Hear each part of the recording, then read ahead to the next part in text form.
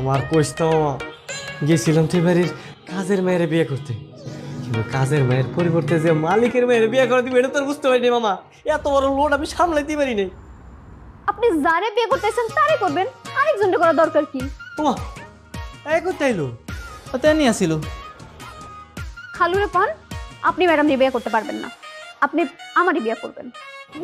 Madam রে বিয়ে করবো না? এই শোনো, আগে কি হয়েছে না হয়েছে সব ভুলা যাও বুঝতো। আর আজকে দেখে তুমি আমারে সার করে রাখবা। হ্যাঁ, এই তুই ওর কথা বাদ দি, তাড়াতাড়ি বিয়ার ব্যবস্থা করতে হইব। কখন তাকে মত ঘুরে দেয় ঠিক নাই। হ্যাঁ, ঠিক কথা বলছিস। আমার বউ কই? আমার বউ, এই বউ তুমি কই? বউ কই?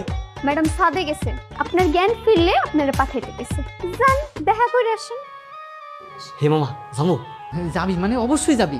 শুন, রবি আজকে রাতের মধ্যে যেন বিয়াটা হয়ে যায়, আজকের দিনটা অনেক ভালো। আচ্ছা ঠিক আছে। এই চলো। কি হয়েছে? আপনি না একটা বেইমান, আপনি আমার মনটা ভাঙ্গা দিচ্ছেন। দেখবেন আপনার কোনোদিনও শান্তি হবো না, মনে রাখেন।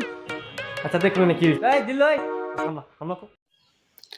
সবার আগে এরকম নতুন নতুন ভিডিও পেতে চ্যানেলটি সাবস্ক্রাইব করে পাশে থাকুন। এই শোনো, কি হয়েছে?